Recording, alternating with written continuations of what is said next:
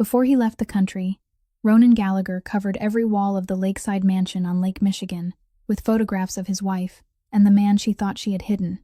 Not one frame was crooked, not one image was blurred. By the time Camille walked through the front door that afternoon, home early to set the stage for the announcement she had been orchestrating for months, the house no longer looked like a home. It looked like a courtroom built from glossy paper, cold light, and 6 years of lies. She froze beneath the crystal chandelier. On the staircase, in the dining room, along the gallery hall, beside their wedding portrait everywhere.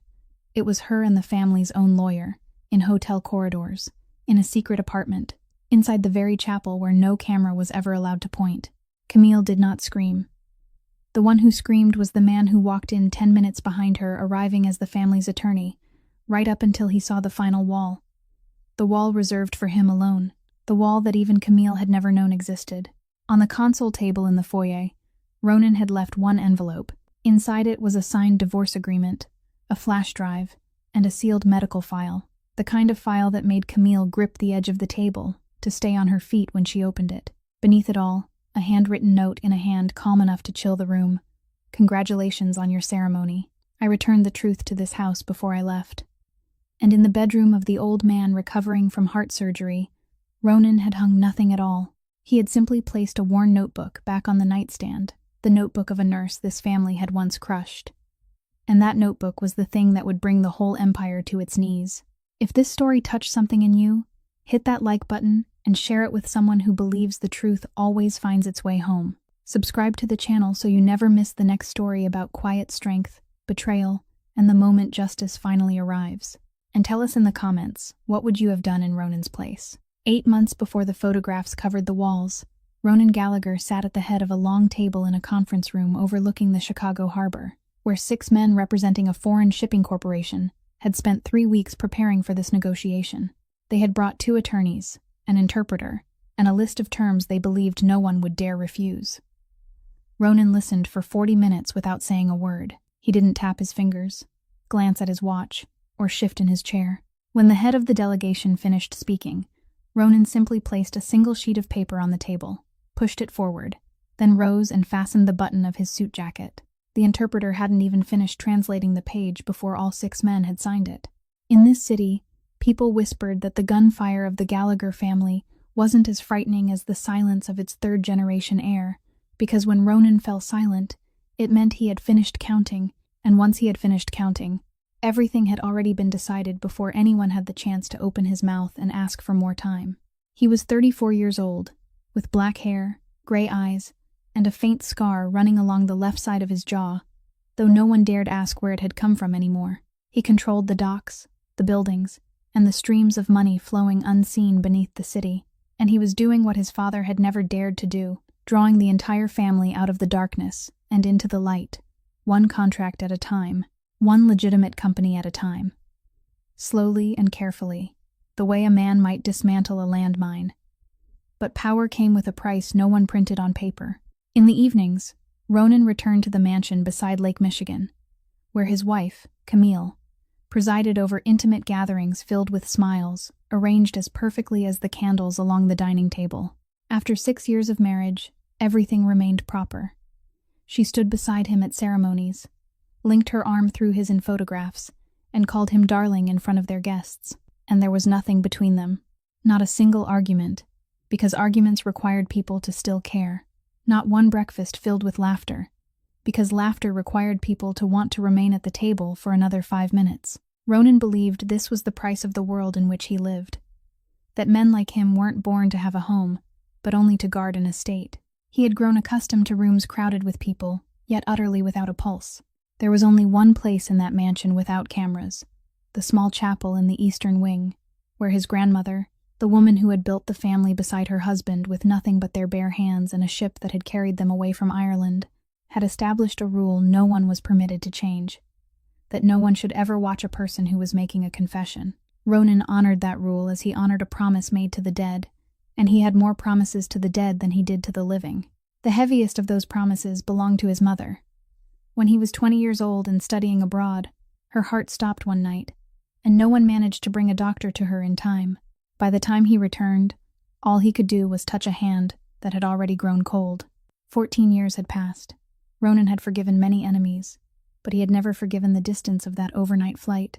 So when Uncle Cormac, the founder of the family, the 70-year-old man who had taught him everything from how to tie a necktie to how to read betrayal in a man's eyes, needed heart surgery, Ronan broke one of his own rules. He, the man who had never allowed a stranger to pass through the mansion gates, ordered his people to find the finest nurse in the state, whatever the cost, regardless of her background, with only one requirement, that she must keep the old man's heart beating. The personnel department submitted 3 files. Ronan studied only one of them closely, the file of a 27-year-old intensive care nurse, whose record had led her department chief to write a single sentence of recommendation. If my daughter had to be hospitalized, I would want this woman on the night shift. Ronan approved the file without meeting her, without conducting an interview, without even looking at her photograph for more than 2 seconds. It was only a stranger's name printed in the corner of a page. Tessa Marlowe. He had no way of knowing that his signature would become the most important decision of his life. More important than every business deal, every dock, and every building combined. 3 days later, Ronan left for the airport to begin an 11-week business trip to Singapore, for the largest deal in his plan to make the family legitimate. He kissed his wife's cheek with the proper formality beside the car, and Camille smiled and waved until the vehicle disappeared beyond the iron gates. Her smile vanished as quickly as a candle flame pinched between 2 fingers. Inside the house, her phone lit up with a message containing only 4 words. He's gone now. On the same night, Ronan's car passed through the mansion gates. On the other side of the city, Tessa Marlowe stood in the intensive care unit of a public hospital, with her fingers resting against the wrist of an elderly man who had just survived a critical episode, her eyes fixed on the small nurse's watch pinned to the front of her uniform. The machines around the bed were still running, and the numbers continued to flicker across the monitors, but she counted by hand, 1 beat at a time, as though machines were meant to offer guidance, while the human touch was what deserved to be trusted. It was a habit her mother had left her, along with that watch.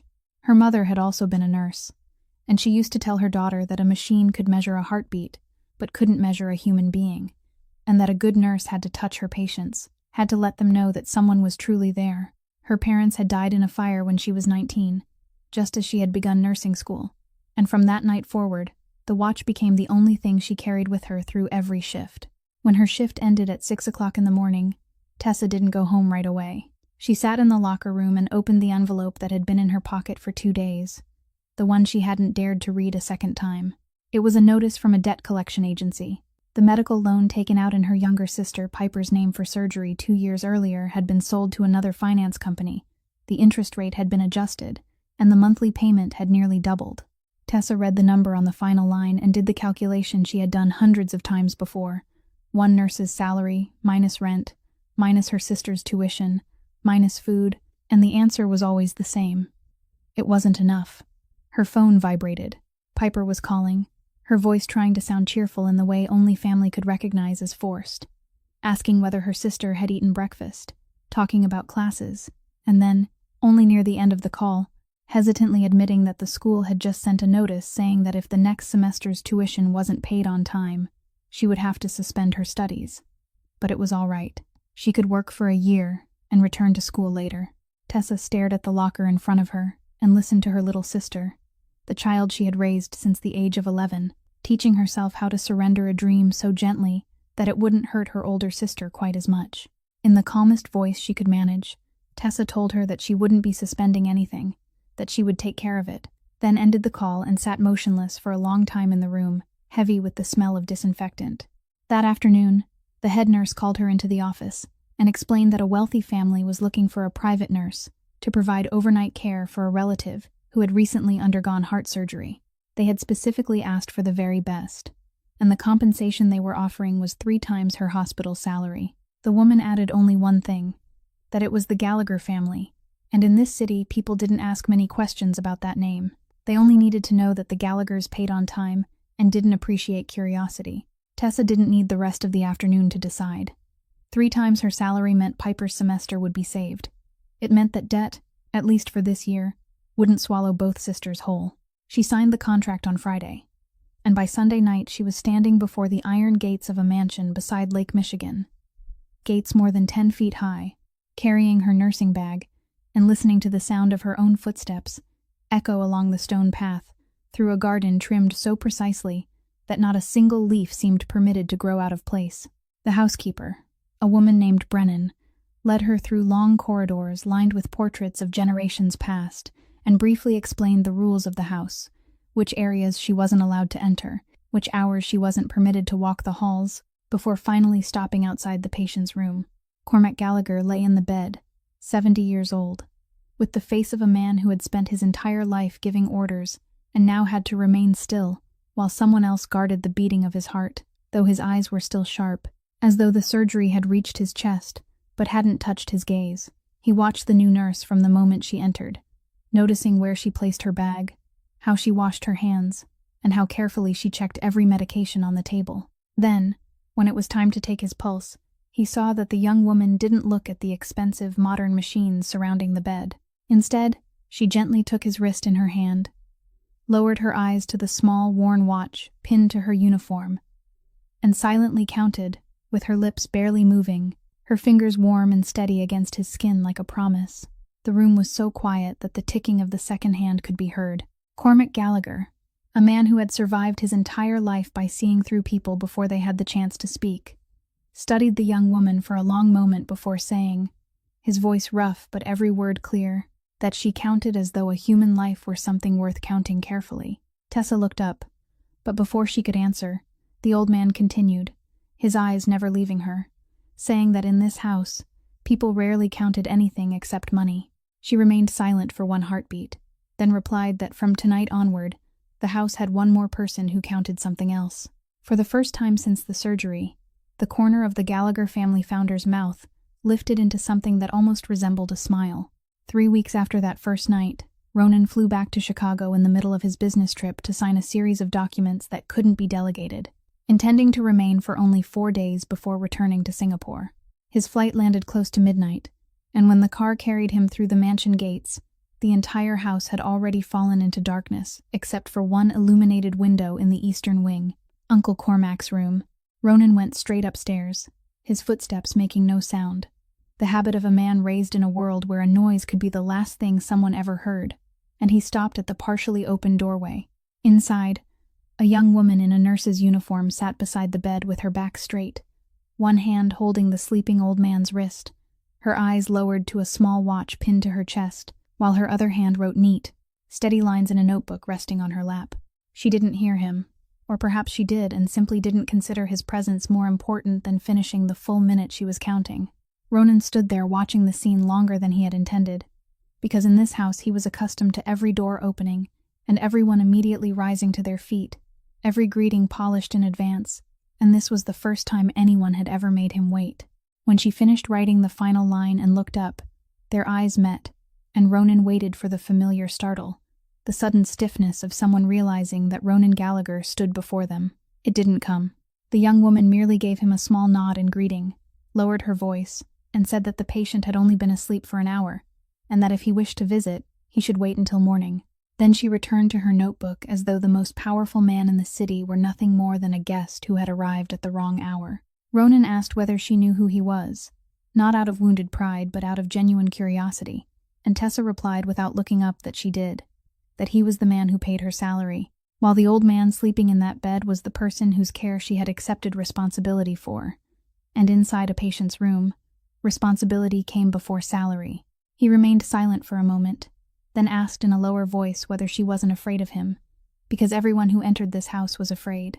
This time she lifted her eyes and looked directly at him, with the weary gaze of someone who had stayed awake through too many night shifts, and answered with a calmness that made her words twice as heavy, saying that a person who was about to lose everything didn't have much left to fear.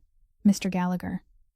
Ronan didn't ask, but during the 4 days he remained at the mansion, he began to notice something that unsettled him in a way he couldn't name. Everyone in the house performed around him. His wife performed the role of a wife, the guests performed the role of friends, and his men performed the role of loyalty. Only the night nurse performed nothing at all. She simply did her work, and because of that, she was the only real person in a house filled with people. On the final night before his flight, he stopped by his uncle's room once more and met her in the hallway just as she had finished her shift.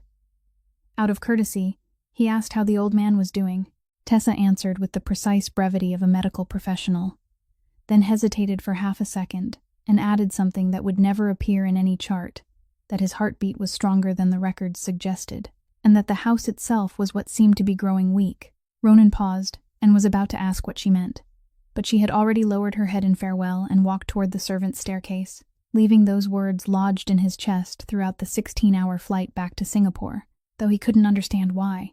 Tessa hadn't spoken those words without reason. 1 week earlier, while checking the medicine cabinet at the beginning of her shift, as she always did, she discovered that the strength listed on the patient's heart medication didn't match the surgeon's prescription. The difference was small enough that an ordinary person wouldn't have noticed, yet significant enough that an intensive care nurse couldn't ignore it. She brought the matter to the lady of the house, Mrs. Camille, who received her in the drawing room with a perfect smile and a smooth explanation that perhaps the pharmacist had delivered the wrong batch, that Tessa shouldn't worry, because medication in this house had always been personally managed by her. Tessa thanked her politely and nodded, but her mother, who had also been a nurse, had taught her daughter something before she had ever taught her how to hold a stethoscope, that in this profession, one could believe what another person said, but medication could only be administered according to what was written in the records. So from that day forward, she quietly compared every pill against the hospital's original prescription, gave only the exact dose the doctor had ordered, and recorded everything in her handwritten monitoring notebook: the date, the time, the strength, the heartbeat, before and after each dose, every line written carefully by someone who had been taught that caution was a form of kindness. She didn't know that beneath that roof, her carefulness was standing in the path of a plan that had already reached its halfway point, and that every line she wrote was both a heartbeat saved and another line in the sentence that was about to be handed down against her. By the 12th week, the Singapore deal was complete, and Ronan returned to Chicago for good, bringing with him a suitcase full of documents and the habit of working past midnight in his study, so the light in the mansion's western wing now often burned at the same time as the light in the sick room in the eastern wing, 2 people awake beneath the same roof without knowing they were guarding opposite ends of the same truth. Cormac's health improved with each passing week. He could sit up on his own, had demanded his chessboard, and had begun complaining about the bland porridge in the way sick people do when they know they are going to live. Every evening, he used sleeplessness as an excuse to keep the nurse beside him for another 10 minutes or so, sometimes telling her about the ship that had carried his parents away from Ireland, sometimes asking about the younger sister she was putting through college, and Tessa realized that after a shift, she told this old man things she had never told anyone else. That night, close to 2 o'clock in the morning, the tray had run out of the mild sedative Cormac sometimes needed, while his sleeplessness had not. So Tessa went downstairs to the reserve medicine cabinet near the eastern wing, the shortest route past the small chapel, the only room in the mansion that Mrs. Brennan had told her on her very first night had no cameras, because of the founder's rule that no one was permitted to watch a person making a confession. The corridor was dark, lit only by the dim night lamps casting their glow along the base of the walls, and as Tessa passed the chapel's heavy wooden door, she heard voices. She stopped by instinct, not because she meant to listen, but because she was surprised. At 2 o'clock in the morning, who could still be praying? Then she realized it wasn't a prayer. It was Mrs. Camille's voice, low and urgent, speaking to a man, and through the thick door Tessa could hear only broken pieces of their conversation. The man's deep voice reassuring her about something. Mrs. Camille cutting him off, and then one complete sentence slipped through the gap beneath the door, so clear that even months later Tessa could still hear it inside her mind. It only needs to be announced before the old man's birthday. Tessa stood motionless in the corridor, her heart beating faster though she didn't understand why. The instincts of someone who had spent her life saving others told her there was something wrong in those words. But reason reminded her that this was her employer's home, and the affairs of the family weren't the concern of a nurse. She stepped back, intending to take another route, and at that exact moment, the toe of her shoe touched a small object lying on the stone floor just outside the chapel door. She bent down and picked it up. It was a white gold cufflink, heavy and cold in her palm, with a single letter P engraved across its face in an old-fashioned script. Tessa didn't think much of it. If someone in the house had dropped something, it should be returned to someone in the house. She slipped the cufflink into the pocket of her uniform, took the longer route to the medicine cabinet, collected the exact dose she needed, and returned to the sick room, where the old man was waiting beside a chessboard with the game still unfinished. She didn't tell him what she had heard, partly because she didn't want a heart patient burdened with worry, and partly because she still couldn't name the thing she herself should have been worried about. The following morning, when her shift ended, Tessa found Mrs. Brennan in the kitchen, placed the cufflink on the table, and explained that she had found it the night before in the corridor of the eastern wing, asking the housekeeper to return it to its owner because she didn't know whom it belonged to. The housekeeper looked at the cufflink, and Tessa caught something passing across the face of the woman who had worked in that house for 30 years. Not surprise, but something close to recognition. Before Mrs. Brennan quickly tucked it into the pocket of her apron. At that precise moment, Mrs. Camille passed the kitchen doorway. The mistress of the house slowed by half a step, her eyes sweeping across the white gold cufflink in the housekeeper's hand, before rising to meet Tessa's gaze for exactly half a second, no longer, accompanied by a perfectly polite smile, before she continued toward the drawing room as though nothing had happened. Tessa lowered her head in greeting and didn't understand. Camille understood far too well. She walked the length of the corridor without changing her pace, one hand resting lightly on the banister, and only when the door to her private room closed behind her did that perfect face begin to crack, revealing what lay beneath it. The cufflink didn't frighten her. Men dropped things. It was a small matter, something a single lie could erase. What made Camille's hand turn cold against the doorknob was another image entirely. The night nurse, with the hardbound notebook she carried everywhere. The nurse who had once sat in this very drawing room, polite and direct, asking why the strength of the heart medication in the cabinet didn't match the doctor's prescription. A person who kept careful records was a witness. And the most dangerous kind of witness was one who didn't yet know what she was witnessing, because no one could bribe a person who didn't know she possessed something worth selling. Camille stood before the mirror for a long time, watching the woman reflected there arrange every feature back into its proper place. And when she finally lifted the telephone and called her mother, her voice had become smooth as velvet once again. "Mother, I think it is time our family paid closer attention to Uncle Cormac's medication. I have heard that lately, a few things in the medicine cabinet haven't been counted as carefully as they should be." The blow fell on a Tuesday morning, less than a week after that half-second glance at the kitchen doorway, and it was arranged with such precision that whenever Tessa remembered it afterward, a chill ran down her spine. Ronan had left the city 2 days earlier for a brief business trip to the East Coast, the final journey needed to close the deal, and the house was without the only man who might have asked the difficult questions. As usual, Tessa arrived before her shift to receive the handover, and the moment she stepped through the side entrance, Mrs. Brennan met her with an expression Tessa had never seen on the face of that composed woman, the expression of someone who wanted to say something but wasn't permitted to speak. In the grand drawing room, Mrs. Camille stood beside a woman in her 50s, wearing an ivory silk suit, her hair swept into an immaculate updo, without a single strand out of place. Someone Tessa had seen visit for tea several times before, the mistress's mother, Mrs. Lorraine Draven. On the long wooden table, someone had already placed Tessa's nursing bag, the bag she always kept in the staff locker, with its zipper open, and beside it lay 2 objects arranged neatly on a white cloth, like evidence in a courtroom. An unopened vial of morphine bearing the label from the controlled medication cabinet, and a gold pocket watch engraved with the Gallagher family crest, the heirloom that had always rested inside the glass case in the gallery. Tessa looked at those 2 objects, then at her bag, and for the first moment, she didn't even feel afraid.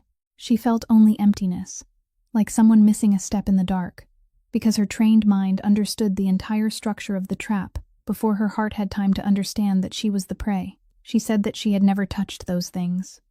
Mrs. Lorraine smiled, and that smile was more frightening than any shout could have been, then spoke in the polished, courteous voice shaped by 30 years of charity teas, saying, "My dear Miss Marlowe, no one here wishes to make a scandal of this. This family has endured enough public attention, so we won't call the police. Consider that the final act of mercy we are extending to you, to preserve both your dignity and the dignity of this house. But of course," she continued while pouring herself tea as though they were discussing flowers, "we have a moral obligation to report the matter to the State Board of Nursing. You understand? Procedures are procedures." Tessa asked to speak, asked to compare the shift records, asked for the security footage to be reviewed, and every word she offered struck a wall wrapped in velvet. The cameras in the staff corridor had unfortunately malfunctioned that week. The shift records were private family documents. And young lady, the more you struggle, the uglier this will become. Tessa made one final request. "Let me say goodbye to Mr. Cormack, just for 1 minute." For the first time that morning, Mrs. Camille spoke, her voice gentle and final like a blade wrapped in silk, saying that the doctor had ordered a recent heart surgery patient to avoid all stress. "You are a nurse. You should understand that better than anyone. Or would you like his heartbeat to become your next victim?" They took her access card from her there at the table, while Mrs. Brennan was ordered to stand and watch, her aging hands clenched tightly together beneath her apron. What followed moved as quickly as a machine that had already been oiled and prepared. By the end of that week, the State Board of Nursing sent notice that her license had been suspended during the investigation. At the beginning of the next week, her former hospital called in an apologetic voice to say that they were forced to suspend her employment.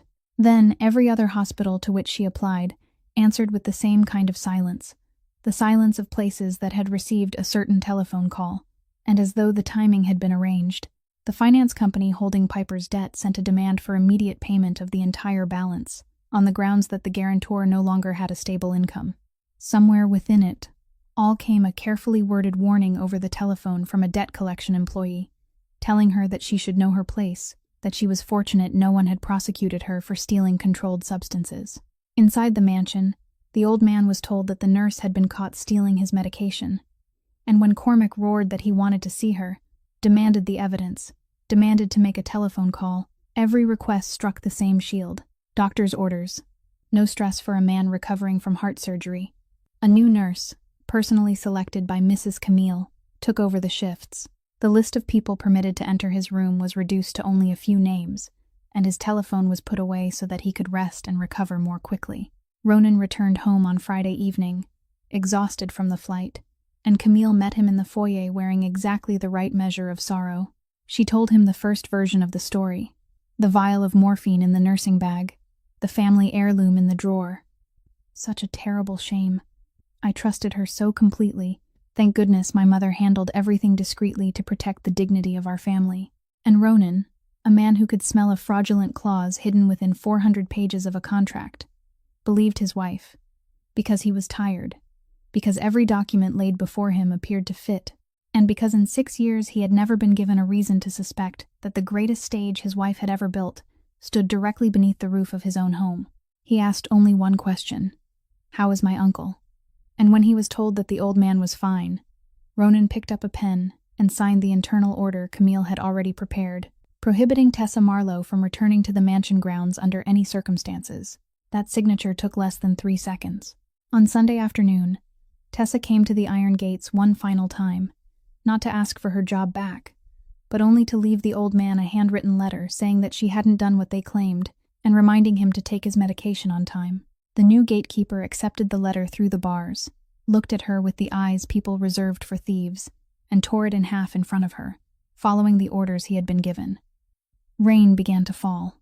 Tessa remained there for a little while longer, rainwater streaming down her face until it could no longer be distinguished from anything else, looking through the iron bars toward the illuminated window in the eastern wing, where an old man was being lied to, and where the notebook she had accidentally left behind in the nursing desk still waited because she hadn't been allowed to retrieve it. Then she turned away and walked toward the bus stop, carrying with her the one thing they hadn't been able to confiscate, the truth no one had allowed her to speak. Many weeks passed, and life inside the mansion returned to its polished order. But some things were like grains of sand inside a shoe, not enough to make a person fall, yet enough to make every step uncomfortable. The first came from the family's accounting department. A single line in the monthly expense report that Ronan noticed while reviewing every number out of habit. Nurse Marlowe's final month's compensation hadn't been paid because the recipient hadn't come to collect it and hadn't responded to any emails. Ronan remained on that line longer than necessary. He had known every kind of thief in his life, those who stole small things and those who stole entire companies, and they all shared one trait. None of them refused money. A woman desperate enough to steal morphine and sell it had walked away from a month's salary worth 3 times what she earned at the hospital. Money she had every legal right to receive. It didn't fit, and things that didn't fit disturbed Ronan in the same way a crooked painting disturbed a collector. The second came one evening as he passed his uncle's room.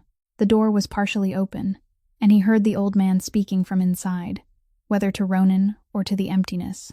He couldn't tell, his voice rough and slow. That girl never wrote down a single number incorrectly.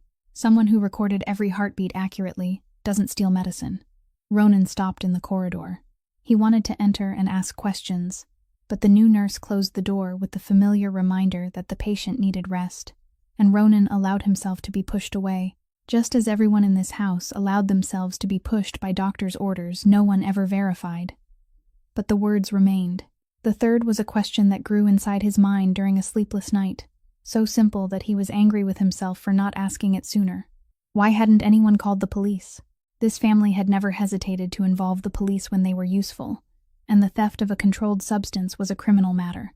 There were procedures, fingerprints, records showing every item entering and leaving the medication cabinet. All the things that could have proven the culprit's guilt within 3 days. Yet they had chosen the quietest path. A professional disciplinary board where everything was decided on paper and no one's fingerprints were taken. Ronan sat in his study at 3 o'clock in the morning, slowly turning a cup of cold coffee, and said to himself the sentence he would later repeat to Emmett. A person who has truly been robbed calls the police. A person who has staged the theft calls a disciplinary board.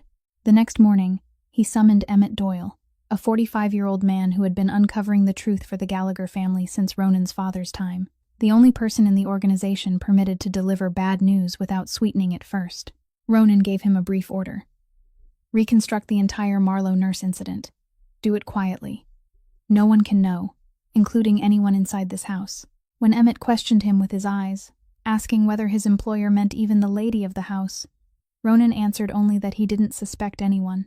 He simply hated things that made no sense, and there were 3 contradictions in this house wearing the same story. Emmett worked like an old craftsman, leaving no seam untouched. The cameras in the staff corridor had been reported broken during the exact week of the incident, but Emmett knew something the person who reported the failure didn't know. 2 years earlier, after an information leak, Ronan himself had ordered a separate backup storage system installed, and only 3 people in the entire organization knew its password. The backup footage was still there, and in it, on the evening before the evidence was discovered, Camille Gallagher, the mistress of the house, entered the staff locker area, a place she hadn't had any reason to visit during the 6 years she had lived in the mansion, stood in front of Nurse Marlowe's locker for exactly 90 seconds, and opened the zipper of the nursing bag with a hand covered by a silk glove. Emmett watched the footage 4 times before bringing it to Ronan, and he placed the tablet on the study desk without saying a word, because 30 years in his profession had taught him that some truths had to be seen with one's own eyes. Ronan watched it once. He didn't replay it. His expression didn't change. Only the knuckles of the hand resting on the desk slowly turned white. Then he spoke, his voice low and level like the surface of a lake before a storm. "Keep pulling. This thread is longer." And Emmett pulled. The silk glove led to the question of where the mistress had obtained the key to the controlled medication cabinet. The key led to the person who held the only duplicate outside the nurse on duty. That led to the family's medication purchasing process, which had been arranged by a law office, and the name of that office made the thin thread suddenly tighten into a chain. Following the money paid for private medical services, Emmett discovered regular payments flowing from the family's operating fund into a health consulting company registered in another state, a company with no employees and no real office, only a bank account and a legal representative concealed behind 3 layers of authorization documents. When he finally peeled away the last layer, the name that appeared forced Emmett to verify it through 3 independent sources before he dared place it in the report. Preston Vaughn, chief counsel to the Gallagher family, the man who still dined at the mansion once every week and called Ronan his brother. Preston Vaughn's name had been lying on the study desk for 3 days when Ronan remembered the notebook. He remembered the first night he met the nurse, the image of her hand writing steady lines in the hardbound notebook resting on her lap, and he summoned Mrs. Brennan and asked only one question: whether the belongings Miss Marlowe had left behind were still there. The housekeeper remained silent for 1 beat longer than usual, then said that no one had cleared out the nursing desk in the former sick room, and there was something in the way she spoke that made Ronan understand that no one had cleared it out, not because anyone had forgotten, but because an old pair of hands had quietly made sure it wouldn't be touched. The notebook lay at the bottom of the drawer, its dark blue hardcover worn at the corners, and Ronan carried it back to his study, locked the door, sat down, and read it as though he were reading a contract that would decide the fate of his entire family. because it turned out that was exactly what it was. The pages were filled with the careful handwriting of someone who had been taught that caution was a form of kindness. Every night shift occupied a page. His uncle's heartbeat at 10 o'clock at night, at 2 o'clock in the morning, at 4 o'clock in the morning, his blood pressure, the dosage of every medication, his sleep, even the small notes in the margins saying that the old man had demanded his chessboard, that he had told stories about the ship, that he had laughed. Ronan turned each page and watched his uncle come back to life night after night through the ink of a stranger who had guarded him more carefully than his own blood. Then he reached the pages that seemed to lower the temperature of the room by several degrees. Beginning in the 7th week, a comparison column appeared beside the medical readings. The strength of the heart medication written on the surgeon's prescription and the actual strength of the batch stored in the cabinet. The two numbers didn't match. Beside them was a note saying that the mistress of the house had been questioned and had explained that the pharmacist had delivered the wrong batch, followed by a line underlined in darker ink. Administer only according to the original prescription. Verify every pill before each shift. Ronan sat motionless for a long time, and inside the mind of a man raised to recognize the structure of every game, the scattered pieces of the past several weeks began to fit together into a complete and chilling picture. Someone had switched his uncle's medication, not to kill him, because death left a body and questions, but to make the old man weaker, more exhausted, more confused, until one day his hand would tremble as he signed documents transferring power that he could no longer read. And that day had already been chosen. It only needs to be announced before the old man's birthday. But the plan had encountered something no one had anticipated. A provincial nurse with the habit of comparing every pill against the original prescription. And throughout the time she remained on duty, the old man hadn't grown weaker at all. He had become stronger with every passing week, demanding his chessboard, demanding seasoned food, laughing aloud. That was why she had to be removed. And she had to be removed in the cruelest possible way. Simply firing her wouldn't be enough, because she would still have a voice. Her credibility had to be destroyed. She had to be turned into a nurse who stole medication, because no court, no board, and no person would ever trust the records of a thief. Every line she had written would die along with her reputation. Tessa Marlowe hadn't been framed because of a cufflink. She had been framed because she had kept her records too carefully. Ronan closed the notebook, and at that exact moment, Emmett knocked on the door, carrying the second file Ronan had requested the week before, the remainder of the chain. He placed it on the desk, and for the first time in 30 years of delivering bad news, the man spoke before opening the file. "You should sit down before you look at this, sir." Inside were photographs spanning the 11 weeks Ronan had spent in Singapore, and even the time before that. Camille and Preston in the corridor of a hotel in the center of the city. Camille entering an apartment building registered to a shell company. Preston's car parked in the garage of that building and photographs taken through all 4 seasons. And the final page wasn't a photograph, but a copy of a medical record from a discreet private maternity clinic, issued under a woman's maiden name, Camille Draven, nearly 14 weeks pregnant.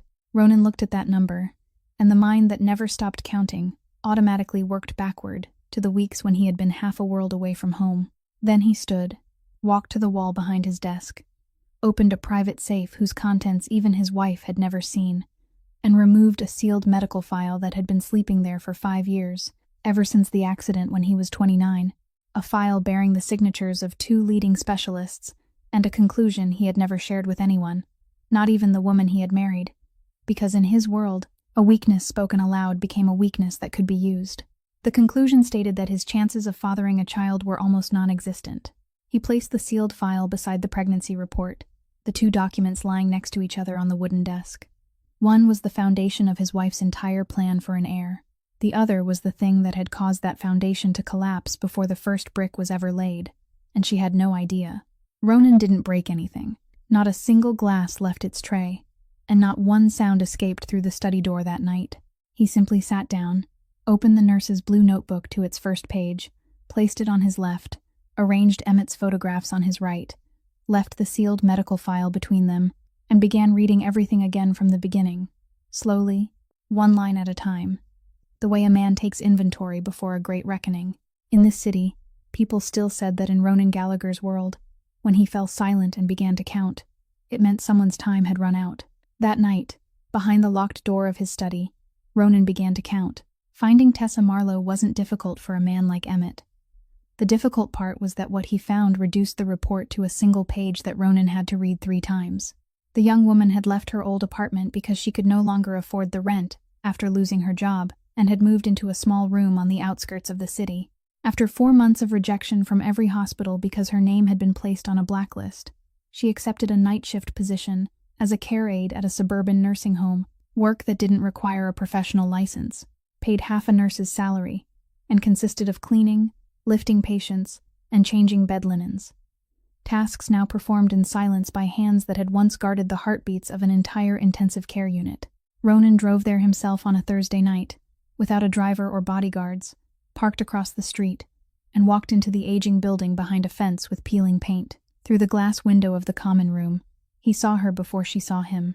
Tessa was sitting beside an elderly woman with silver-white hair who had fallen asleep in her wheelchair, and beneath the dim yellow light, he watched her do something no care aide was paid to do. She gently took the old woman's wrist, lowered her eyes to the small watch pinned to her chest, moved her lips as she counted, then wrote something on a piece of paper folded into quarters and tucked it into her pocket, because the habits of someone who had once been a nurse couldn't simply be abandoned, and because the elderly people in this place, with no children or grandchildren, had no one else to count anything for them.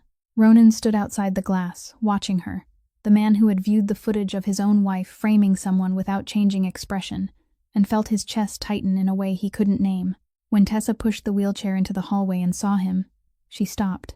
She didn't startle or step back.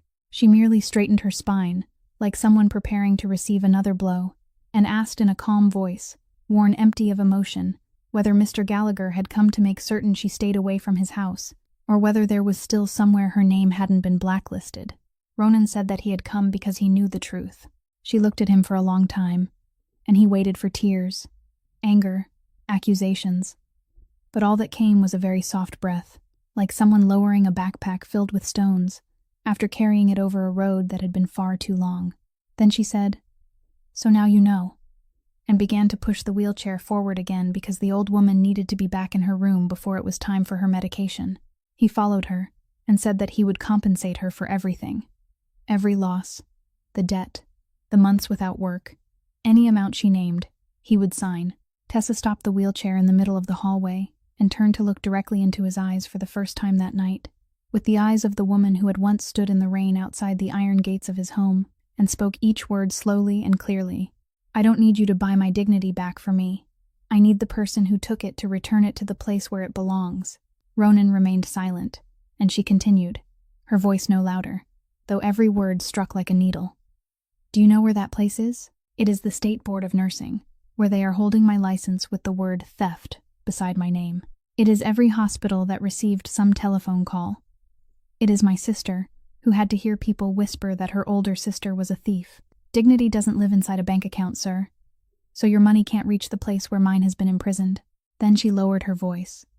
"And it was that lowering of her voice that became the sharpest blade," she said.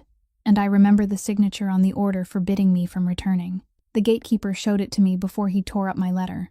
You believed them, too, without asking me a single question." The nursing home hallway was so quiet that the ancient heater could be heard breathing at the far end. Ronan Gallagher, a man who had never bowed his head before anyone still living, stood there and accepted every word, without denial, without explanation, without using his wife as a shield, because he understood that some signatures took 3 seconds, and some debts took a lifetime to repay. He only said, "You are right. I signed without asking. That was my failure, and I am not asking you to erase it. I am asking you for only one thing. Don't sign for any money. Don't agree to remain silent with anyone who comes to you. And wait for me, because your dignity will be returned to the exact place you just named, to the very table of that board, publicly and completely, together with the names of the people who took it from you. I don't promise it will be quick. I promise it will be complete." Tessa looked at the most powerful man in the city standing in the peeling hallway of a nursing home, and for the first time since that Tuesday morning, something very small stirred inside her chest, something she had believed they had confiscated, along with her access card and her professional license. She didn't say whether she believed him. She only nodded once, then pushed the wheelchair toward the end of the hallway, while Ronan stood watching until the white uniform disappeared around the corner. That night, as he drove home, he didn't turn on the music or make a telephone call. He simply drove in silence through the sleeping city, and from that night onward, the debt inside him had two layers. One bore the name of his uncle, the man being slowly poisoned inside his own home. The other bore the name of that young woman, whom Ronan himself, with a signature that took 3 seconds, had helped push into the abyss while she was protecting the life of the only family he had left. Camille chose a Saturday dinner to announce the news. The dining table was lit with candles. The main course was the dish Ronan had eaten since the early days of their marriage, and when the servants withdrew, she placed a hand over her stomach with an expression of hesitation she had practiced in front of the mirror no fewer than 3 times, and said that she had something to tell him. They were going to have a child. With another husband, that moment would have required tears, an embrace, at least a smile. But Camille hadn't married another husband. She had married Ronan Gallagher, so when he set down his knife and fork, looked at her for 3 seconds, then nodded and said the family needed this news, she noticed nothing unusual. On the contrary, she felt relieved, because 6 years of living with this man had taught her that coldness was his truest signature. The colder he was, the more believable he became, and one nod from Ronan was worth more than 100 congratulations from anyone else. She added in a voice soft as silk that she wanted to make the announcement at Uncle Cormac's 70th birthday celebration before the entire family, so that the joy might help him recover. Ronan lifted his wineglass, turned it slowly, and told her to arrange it, that she and her mother could decide the guest list, because he had been occupied lately with the restructuring of several companies. Not one word of that sentence differed from the man he had always been, and that was precisely what made it the perfect disguise. Because he wasn't pretending to be a happy husband, a role he wouldn't have known how to play. He was simply performing the same cold version of himself everyone saw each day, and no one examines something that looks exactly like the truth. From that day forward, the mansion moved along 2 parallel timelines. The first was loud and fragrant with flowers. Camille and Mrs. Lorraine sat with the event planners, chose the menu, selected the music, and prepared a guest list that included every important relative and 2 senior associates of the family.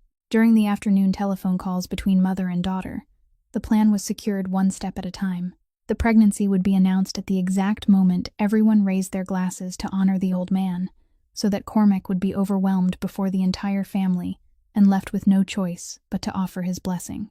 Then, carried forward by that momentum, within 1 month they would have him sign the executive authorization documents Preston had prepared long ago, perfectly legal papers with all the proper witnesses, a transfer of power without a single gunshot.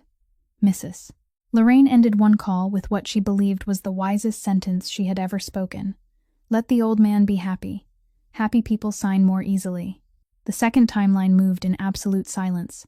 Judith Kane, a 50-year-old attorney with a voice as dry as the documents she handled, who had represented Ronan personally since before his marriage, began assembling the case in an office outside the family's building. The divorce petition, the asset records, and Emmett's chain of evidence were duplicated and stored in 3 separate locations. While reviewing the ownership documents, she discovered something even Ronan had forgotten. The mansion beside Lake Michigan wasn't part of the family's shared property as everyone believed. It had been purchased through the inheritance fund his mother left him and had remained registered to that fund ever since, which meant that legally, every wall, every corridor, and every room in that house belonged to Ronan alone. He had complete authority to do whatever he wished inside it, including turning it into whatever he wanted it to become. Judith delivered the news in a single sentence over a secure line. The house belongs to you, not to them. At the other end of the call, Ronan stood looking through the study window toward the lake for a very long time. During those same weeks, he did something that appeared in none of Judith's files. Through 2 layers of intermediary companies, the entire medical debt in Piper Marlowe's name was purchased from the collection agency by another party. The interest was immediately frozen. Every collection call stopped from that moment onward, and on paper, the new creditor was only an anonymous company name the Marlowe sisters would never be able to trace. He remembered Tessa telling him that his money couldn't reach the place where her dignity had been imprisoned, so he quietly removed the noose from the necks of both sisters and reserved the restoration of her dignity for another kind of repayment. The final days before the celebration passed in a state of perfection so complete it was almost frightening. Florists came and went. The menu received its final approval. Camille tried on dresses before the mirror 3 times and chose a cream-colored one that emphasized the curves now beginning to show on a woman nearly 6 months pregnant. Preston sent flowers wishing Uncle Cormac good health, accompanied by a carefully written card worthy of a devoted nephew. Mrs. Lorraine ordered invitations printed with the family monogram, and all of them moved with the confidence of chess pieces that believed they were the players. Not one of them knew that in the mansion's western wing, behind the locked door of the study, a safe held a sealed medical file 5 years old, and the man who possessed the key still sat alone every night, reading the blue-covered notebook of a nurse and comparing every date on the calendar with every step of their plan, patient as a watchmaker waiting for the pendulum to reach the precise point of descent. The birthday celebration they had so carefully prepared as the stage for their coronation, he had decided would become their courtroom, and the invitations had been sent by their own hands. The letter arrived one afternoon just after Tessa finished her shift, lying in the mailbox of her rented room among several advertisements, inside a thick white envelope with no sender's name, no return address, and a postmark from a district she had never visited. She opened it at the kitchen table and sat motionless for 10 minutes. Inside was a copy of the inventory record for the mansion's controlled medication cabinet, signed to confirm that every item was accounted for and dated 1 day after the morphine vial had been found in her bag, which meant the evidence had appeared in her bag before the medication cabinet had even reported anything missing, a fatal contradiction that only someone with access to the household's original records could have known. Along with it was a copy of the pharmacy delivery receipt, showing that the batch of heart medication with the incorrect strength hadn't been sent by mistake at all, but had been specially ordered through an additional purchase request, approved with the signature of the mistress of the house. Finally, there was a sheet of white paper folded in half, with only one sentence written across it in careful slanting handwriting. You once guarded the heartbeat of this house. Now it is time for this house to beat again for you. By the 10th time Tessa read those words, she realized that her hands were trembling, not from fear, but from the unfamiliar feeling of someone drowning who had suddenly touched a hand without knowing whose it was. She immediately thought of Ronan, because who else could it be? Who else in that house both knew the truth and had the authority to touch the original records, and the thought made her angry in a way she couldn't name. If it was him, why hide his identity? Why promise to restore everything publicly and properly, only to come through the back door as though the truth were some charitable gift? The following evening, she went to the address of the transportation company the newspapers always mentioned when writing about the Gallagher family's effort to become legitimate, waited in the parking lot until nearly 10 o'clock at night, and when Ronan emerged with Emmett, she walked directly toward him, pulled out the white envelope, held it up, and asked without greeting him whether he had sent it. Ronan took it and read every page beneath the parking lot lights, while Tessa watched his face the way a nurse watched a patient, searching beneath the skin for a genuine reaction. She saw his eyes pause on the inventory record, saw his jaw tighten at the delivery receipt, and then saw something she hadn't expected. Real surprise, the kind even the finest actor couldn't perform. He returned the envelope and said that it hadn't come from him, because if he had sent it, she wouldn't have received it through the mail. Then he remained silent for a moment, before adding more slowly that whoever had sent it knew things that had taken even him many weeks to uncover, and that person was standing on her side from inside the house. The two of them stood in the empty parking lot, looking down at the white envelope, silently passing through every face inside the mansion, and neither of them could find a name that fit the empty space. Who in a house where every loyalty had already been bought or weighed, would still dare to stand quietly beside a nurse branded as a thief? The question remained suspended between them without an answer, and Tessa carried it back to her rented room, placed the envelope beneath her pillow like a small lamp, and for the first time in many months, slept without dreaming of the iron gates. During that same week, on another side of the chessboard, Emmett brought Ronan a discovery he called the loose thread on a garment that was too smooth. Preston Vaughn was careful to the point of suspicion. Every exchange with Camille passed through a self-deleting application, and every movement of money was hidden behind 3 layers. But even the most careful man needed somewhere to store his caution, and Emmett found that place. A second unregistered telephone that was only turned on during Wednesday afternoons at a coffee shop beside a gym. That telephone didn't call Camille.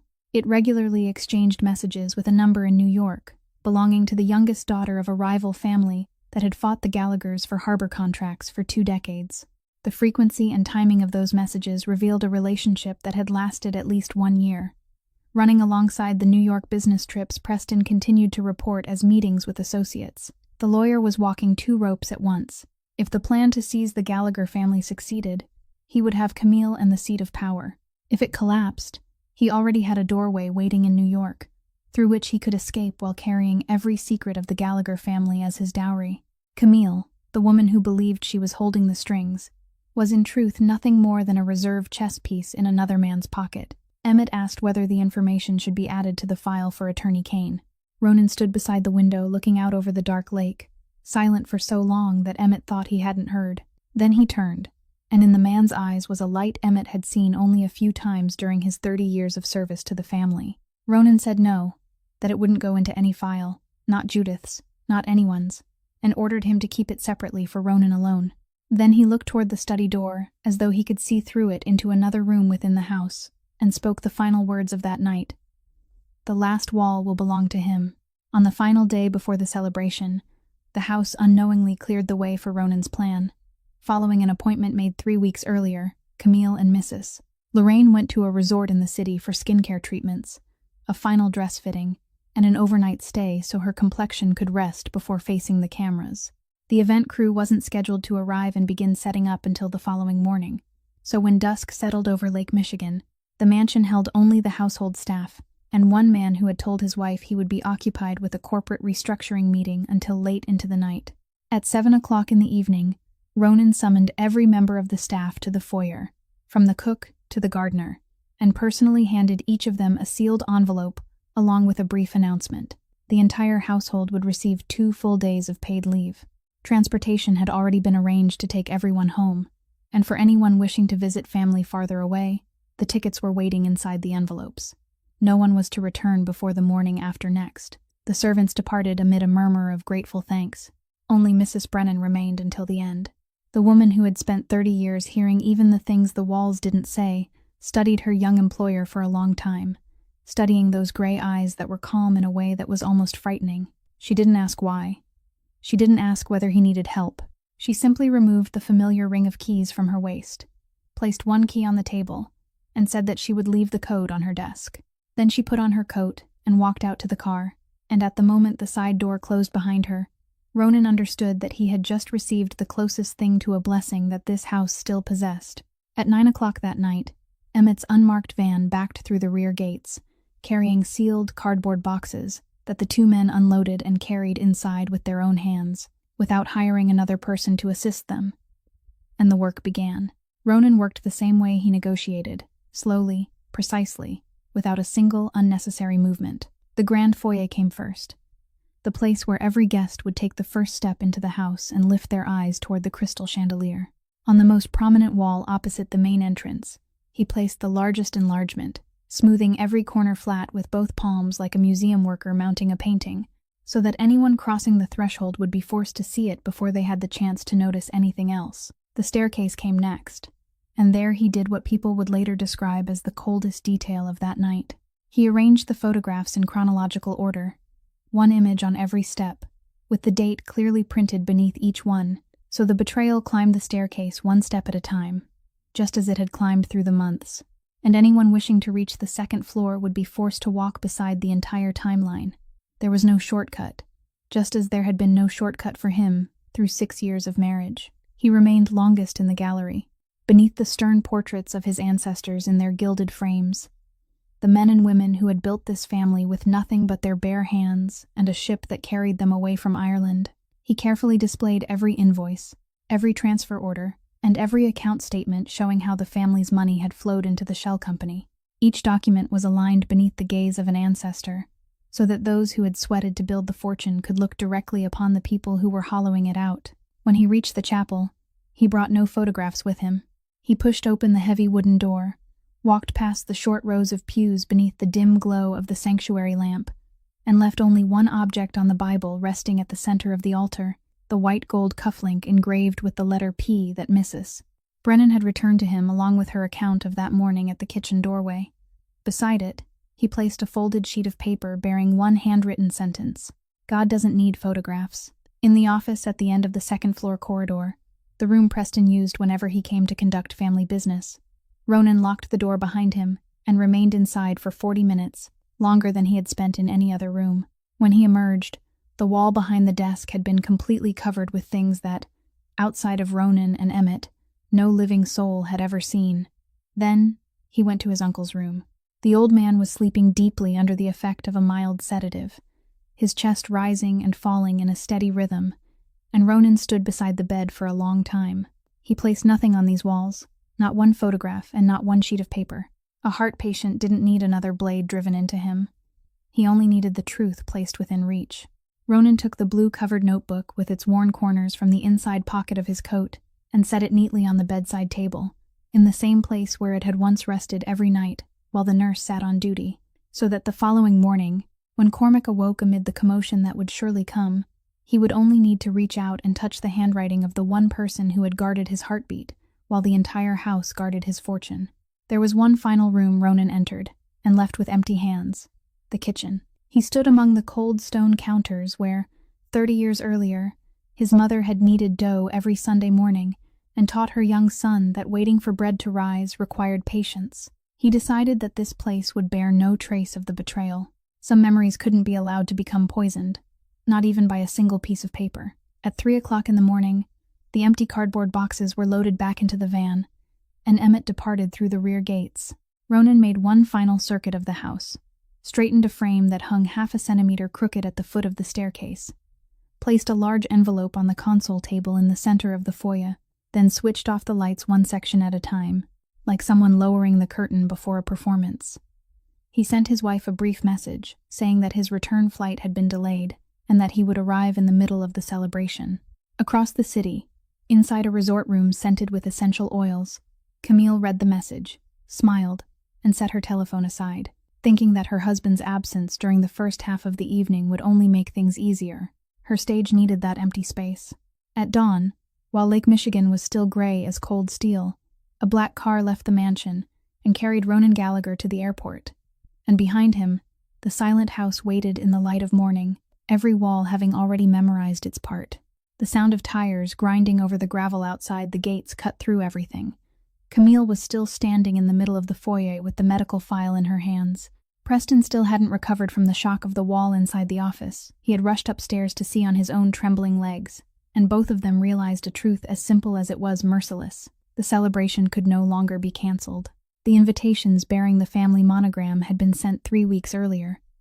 The guests had already arrived, and there wasn't a single servant left in the house to send out and block the gates, not one pair of hands to tear the photographs down in time. The house had been abandoned to the truth for one full night, and now the truth refused to give it back. Camille lunged toward the nearest photograph on the foyer wall and tried to rip it down, her fingernails scraping against the adhesive that held it perfectly flat. But only one corner of the photograph tore away, revealing an identical second print mounted beneath it. The person who had hung the photographs had anticipated even this desperate movement of her hand. She stood there holding the torn piece of photographic paper and understood that she was trapped inside a chessboard where every move had already been made on her behalf the night before. The front doors opened. An aunt of the family entered first with her husband, and the cheerful words on their lips died as abruptly as though they had been cut away with scissors. Then came the 2 senior associates, the family always called honored guests, men who had sat through every kind of negotiation imaginable, and even they, men who believed they had seen everything the world could show them, stopped frozen at the threshold, with the birthday gift still tied in its ribbon between their hands.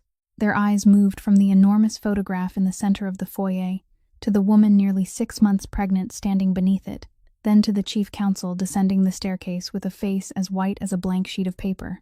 A younger relative entered last, still laughing at an unfinished story on his telephone, looked up, and the smile remained trapped on his face like something forgotten there. No one removed a coat, no one set down a gift. The grand foyer was filled with people, yet it was so silent that the steady breathing of the air conditioning above could be heard, because there are some sights for which etiquette has never written a response. Then the sound of a cane striking the stone floor came from the doorway, slow and even, one beat at a time, and the crowd parted like water. Cormac Gallagher entered the house bearing his family's name, exactly 70 years old that day, his back still straight, although his right hand rested his full weight upon the wooden cane. He stopped beneath the crystal chandelier and looked up at the largest photograph for exactly 3 seconds. No longer. Then did the one thing that made the entire foyer hold its breath. He walked toward the staircase. The old man climbed one step at a time, slowly, like a solemn ritual, stopping before every photograph arranged along the timeline, reading each date printed beneath it with the eyes of someone who had spent 70 years learning to read people in order to survive. He didn't speak. His expression didn't change. Only the knuckles gripping the top of the cane grew whiter with each step, while everyone below stood motionless and watched the founder of the family walk the full length of a betrayal, stretching across dozens of stairs on legs that had only recently endured heart surgery.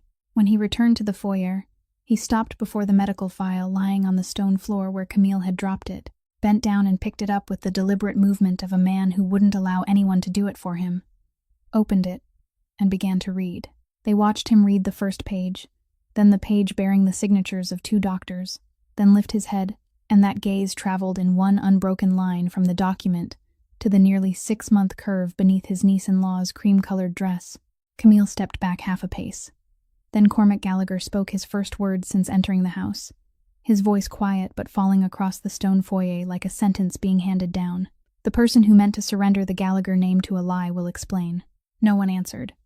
Preston chose that exact moment to do what men like him always did when the game collapsed. He began retreating toward the corridor, stammering something about calling the bar association, and his legs carried him back upstairs into the familiar office, perhaps to gather documents, perhaps only to hide. But the door opened, and he froze before the wall behind the desk for the second time in his life. This time Camille followed close behind him, because at that moment she refused to let him out of her sight, and over his shoulder she saw what the darkness of the office the night before hadn't allowed her to see completely. Photographs taken in New York. Preston with a young woman Camille had never met, though she immediately recognized the surname of the rival family printed on an event card visible in one of the images. Evenings extending across more than a year. Enlarged messages from a telephone she hadn't known existed. An entire escape route her lover had quietly constructed for himself. Camille stood in the middle of that room and collapsed for the second time within a single hour. The first time, she had been a wife exposed by her husband. This time, she was a woman realizing that she too had been nothing more than a reserve chess piece in the pocket of the man she had sacrificed everything to choose. 2 collapses upon the same walls, arranged by the same hand. She turned toward Preston and was about to speak when his telephone rang. An unknown number. He answered by the instinct of a drowning man, reaching for anything that might keep him afloat. And from the speaker came a woman's voice, clear, dry, and cold as a blade laid against glass. "My name is Judith Kane, legal counsel for Mr. Ronan Gallagher. I am calling to inform you that every document currently displayed inside the property has been duplicated and formally recorded. Any attempt to remove or destroy them will be documented as destruction of evidence. The divorce petition and all related legal claims were filed this morning. From this moment forward, all communication must go through my office. And before you ask, the answer is no. My client is no longer there to carry the consequences of your choices." No one ate birthday cake that night. The 3-tier cake remained untouched inside the kitchen refrigerator while Cormac Gallagher, using the same voice with which he had built this family half a century earlier, ordered everyone bearing the Gallagher name and the 2 senior associates to remain, while the other guests were escorted home with the brief explanation that the family had a matter to resolve. He summoned the family council immediately in the grand dining room, refusing to wait until morning or move the meeting to an office, and he held it beneath the walls still covered with photographs and documents that, under Attorney Kane's instructions, no one was permitted to touch, because the old man wanted every judgment delivered that night to be spoken directly before the evidence, in the same manner trials had been conducted when he still had nothing to his name, by looking straight at the proof and speaking. He sat at the head of the table, his cane resting across the arms of his chair like a scepter, and judged them one at a time without raising his voice once. Preston came first. The lawyer managed exactly 3 sentences: that everything could be explained, that documents could be interpreted in different ways, and that he needed time. Cormac allowed him to finish, listening with the patience of a man who had heard thousands of liars throughout his life, then slowly recited 3 numbers from memory: the account number of the shell company, the amount of money that had passed through it over 2 years, and the number of the provision in the very family charter Preston himself had drafted years earlier, the provision concerning betrayal of trust. Preston fell silent. Cormac declared that every position he held was revoked that very night, and that his access to all documents was terminated. Then the old man did something no one in the room had expected. He turned to the two senior associates and said that the following morning, the entire file concerning the shell company, the fraudulent consulting contracts, and the taxes this gentleman had so skillfully evaded over the years would be delivered to federal prosecutors and the tax authorities, complete and voluntarily, by the family itself, because Cormac Gallagher understood something men like Preston never would, that the harshest punishment for a fox was to throw it to the very hunters it had once outwitted. He ended Preston's judgment with a sentence the entire city would later repeat. A stranger's prison is cleaner than forgiveness inside the family. When Camille's turn came, she could no longer stand without holding the back of a chair, and in one final instinctive movement, she placed both hands around her stomach, as though searching for a shield. Cormac looked at the gesture and slowly shook his head. "Don't do that," he said. "That child isn't your shield, and it will never be your debtor." He ordered the prenuptial agreement read aloud before the council, the same agreement Mrs. Lorraine had once reviewed word by word before the wedding with a satisfied smile, because she believed her daughter would never need it. The document stated clearly that any proven act of betrayal would require the offending party to leave with exactly what they had brought into the marriage, and Camille Draven had entered that house with 2 suitcases of clothing. She would leave before the end of the week, return to her mother's home, and take exactly 2 suitcases with her. Mrs. Lorraine sprang to her feet and reached for the weapons she had always relied upon, her polished voice and her connections. She spoke of charitable foundations, benefactors, and the reputation of their social circle. Cormac listened to everything, then answered with a single question. "Do you believe those benefactors will sit at the same table with the woman who approved an order for the wrong strength of medication for an old man recovering from heart surgery?" The room fell silent, because only then did many of them understand the deepest meaning of the documents displayed in the gallery. Before the following week ended, the 3 largest charitable foundations in the city had each received a resignation letter signed by Lorraine herself, because some doors must be closed by one's own hand before someone else slams them shut. Then, in the middle of that room filled with rigid faces, the 70-year-old man softened his voice for the first time that night and spoke of the only person absent from every wrongdoing, the unborn child. He declared before the entire family, so that every ear would hear and no mouth would ever be permitted to say otherwise, that the child was innocent, that it wouldn't carry the debts of adults, and that no one bearing this family name would ever speak of it with anything but kindness. That very week, the family would establish a fully funded trust to support the child until adulthood, independently managed, so that regardless of what became of the adults, a child soon entering this world would always have food, an education, and enough to begin a life of its own. "This family has done many things in the past that should bring us shame," he said. "But we have never settled accounts with a child, and we never will." The council ended close to 2 o'clock in the morning. One by one, they left through the grand foyer beneath the photographs, still looking down upon them.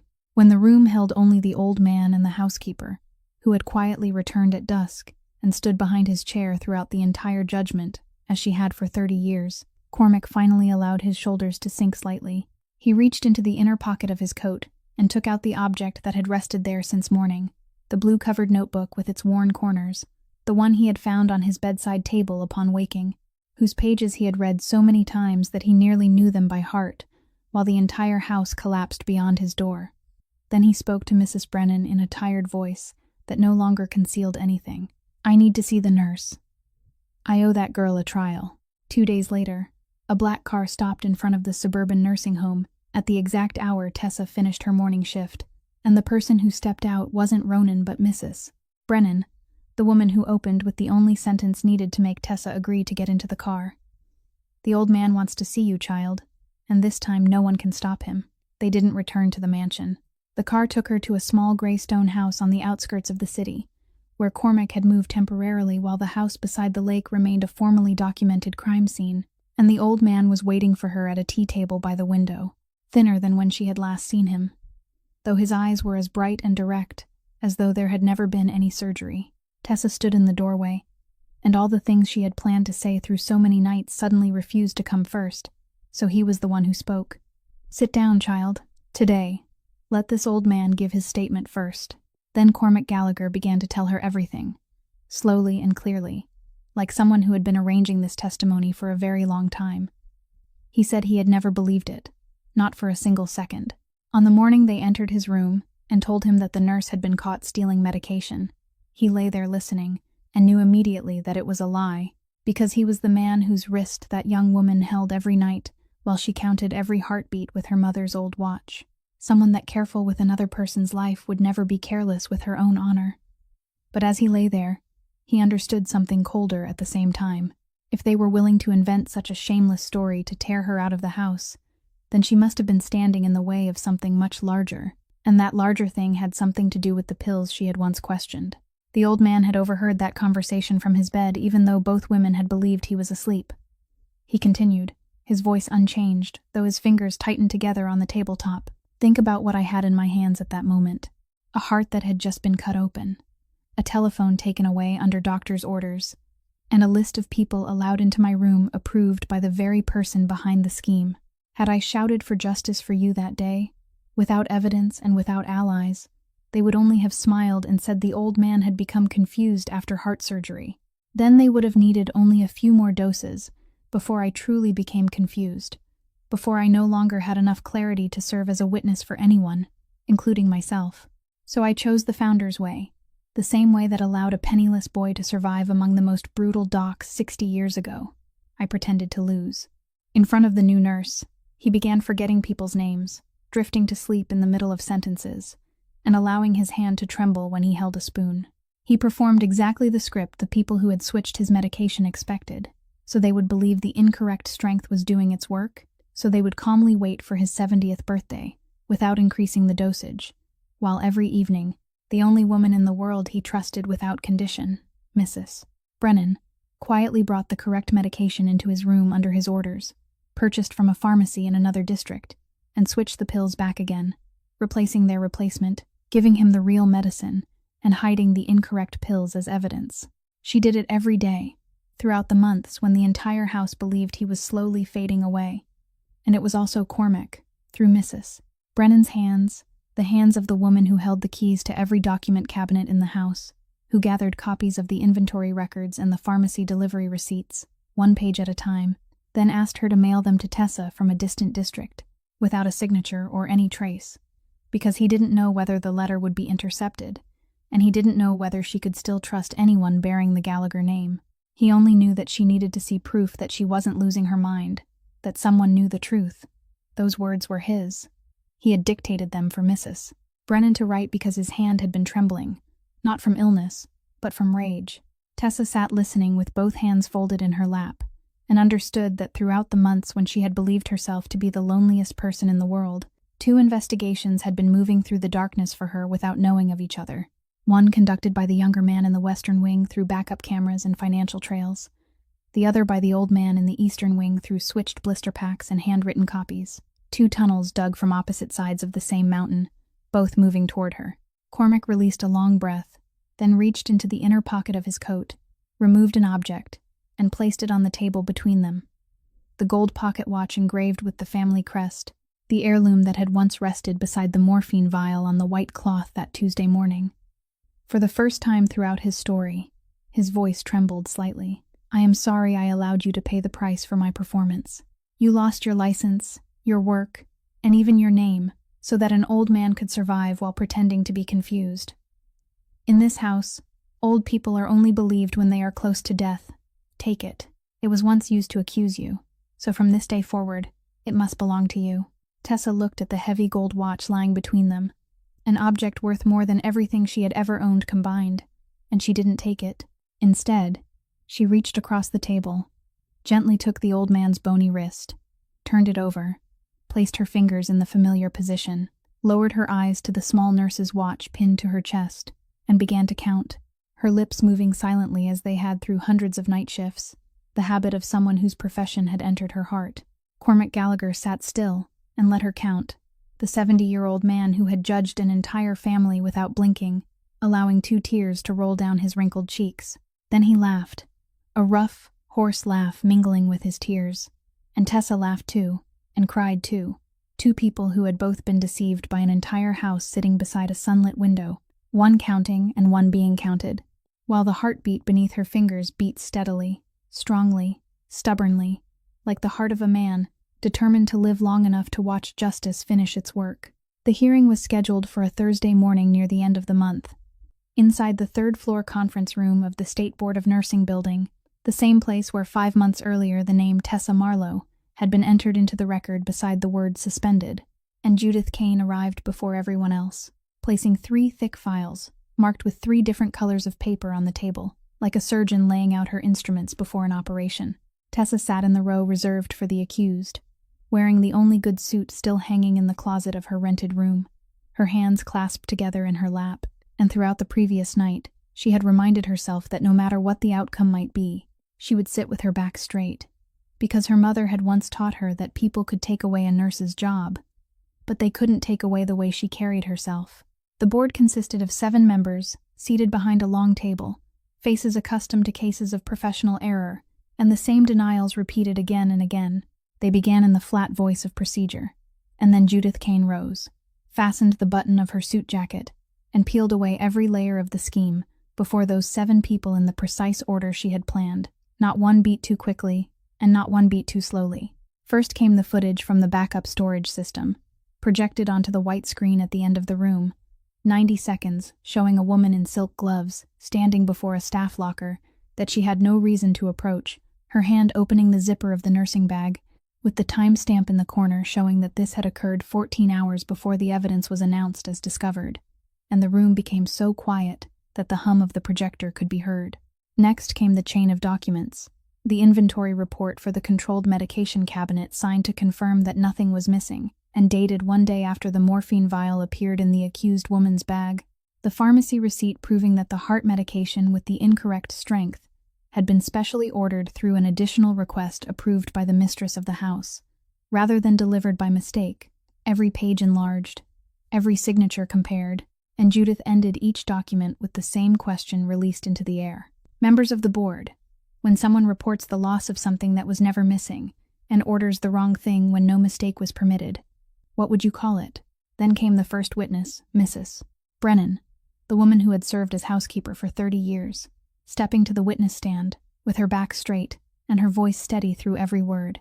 She described the morning she had been forced to stand and watch while the evidence was arranged on a white cloth, spoke of the cufflink that had been handed to her several days earlier, and told them about the blister packs she had switched back each evening under the patient's orders. When one board member asked why she hadn't reported the truth immediately, she looked directly at him and answered, "Sir, because in that house, speaking the truth 1 day too soon meant dying 1 day too soon. We had to survive long enough for the truth to grow."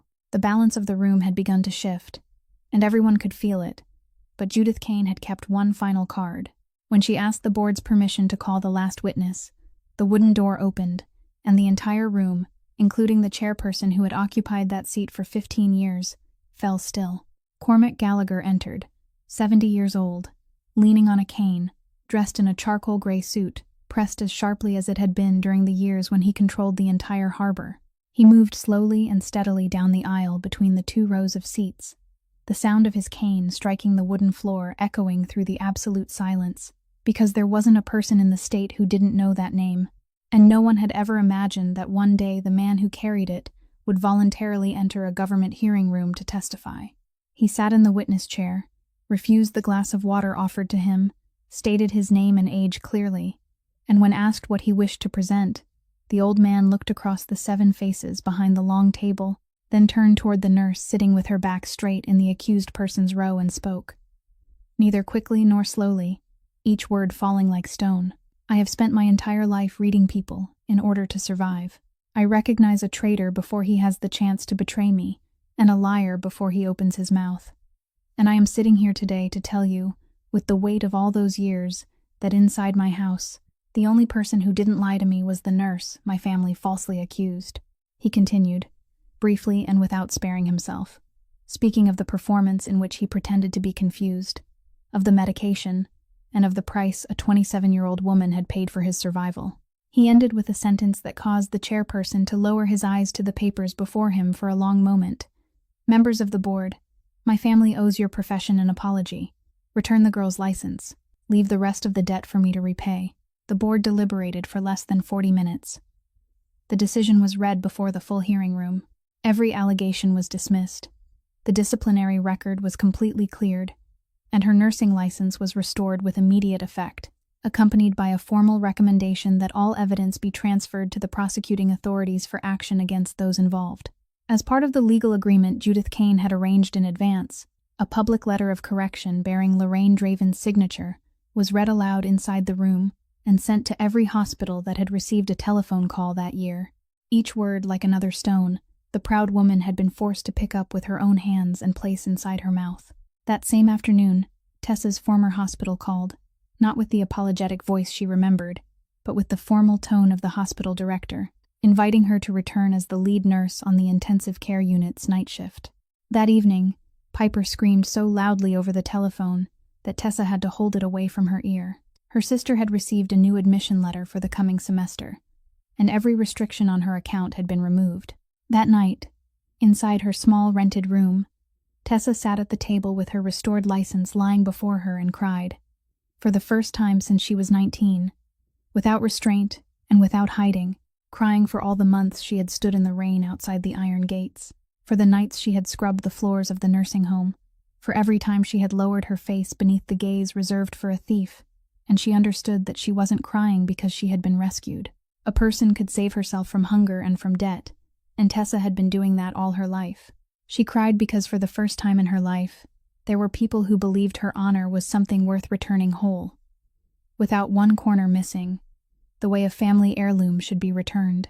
While justice was doing its work in Chicago, the man who had wound the entire machine into motion was nearly 7,000 kilometers away, living in a small apartment on a stone-paved hill in Lisbon, where the living room window looked directly over the Tagus River, broad as a bay, and slow ferries drew white trails through the water as they crossed between the two shores. He had chosen this city for no romantic reason, only because it was far enough away, old enough, and no one there owed the Gallagher family anything.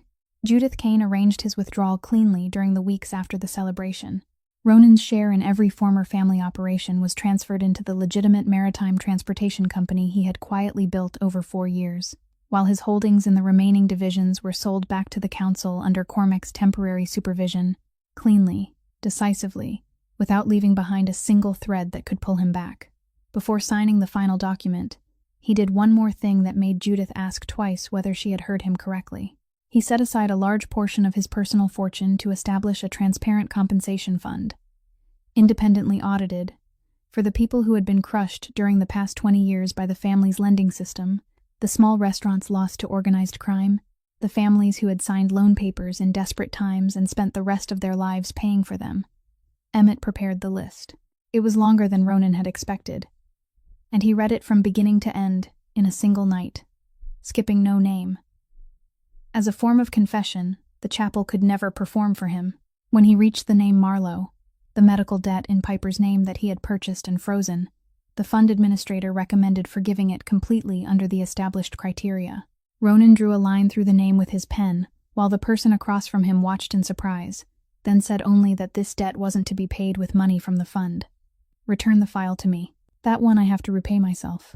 During his first days in Lisbon, he discovered something no book could teach, that freedom didn't come to a man like him as happiness. It came as exhaustion, a weariness reaching all the way into his bones the moment there was nothing left to guard. He slept 12 hours during those first days and still woke tired. He walked along the river while his shoulders tightened automatically whenever unfamiliar footsteps sounded behind him.